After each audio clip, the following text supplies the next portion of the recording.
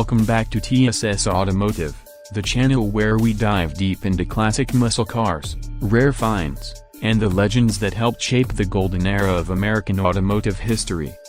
Today, we're shifting gears and taking a closer look at a car that marked both the end of an era and a bold attempt at revival of the 1975 Pontiac GTO. By 1975, the once mighty GTO was far removed from the fire-breathing muscle car that had taken the streets by storm in the mid-60s. Originally launched in 1964, the GTO essentially started the muscle car craze, blending mid-size car comfort with big block V8 performance. But by the mid-70s, rising insurance costs, stricter emissions regulations, and the fuel crisis had all but gutted the performance car market. Pontiac was determined to keep the GTO name alive, and what they delivered in 1975 was a very different interpretation of the original formula. Unlike its aggressive predecessors, the 1975 GTO was based on the compact Pontiac Ventura platform, essentially a rebadged Chevrolet Nova. This marked a significant departure from previous years, as the GTO was no longer built on the Le Mans or A-body chassis. Many die-hard fans viewed this move as a downgrade, but Pontiac's engineers tried to make the most of it by adding performance-focused options and styling cues that harkened back to the muscle car's glory days. Under the hood, the 1975 GTO came standard with a 350 cubic inch V8 engine, producing 200 horsepower and 295 pound-feet of torque. It featured a 4-barrel carburetor and could be paired with either a 3-speed manual, 4-speed manual, or a 3-speed turbo-hydromatic automatic transmission. While those numbers were respectable for the mid-70s, they were a far cry from the 400-plus horsepower monsters of the late '60s.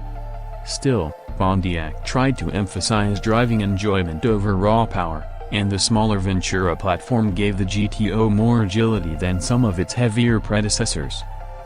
Styling-wise, Pontiac gave the 1975 GTO a unique look to help it stand out.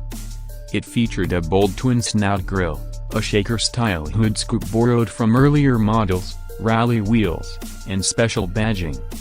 Stripes and decals added to the aggressive attitude, and inside, drivers found bucket seats, a sports steering wheel, and optional gauges to monitor engine performance.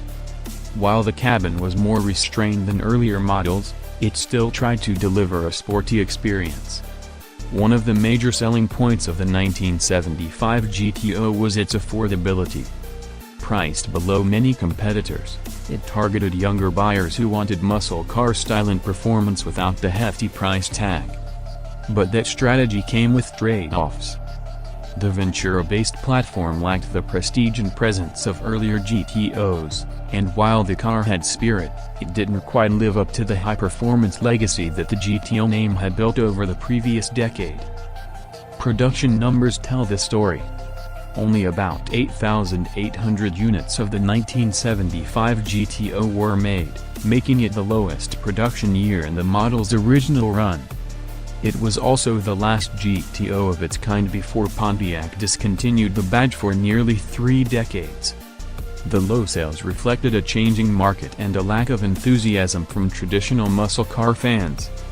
The era of big block dominance was over, and the 1975 GTO became one of the final gasps of a dying breed. Despite its lukewarm reception at the time, the 1975 Pontiac GTO has gained some appreciation among collectors and enthusiasts.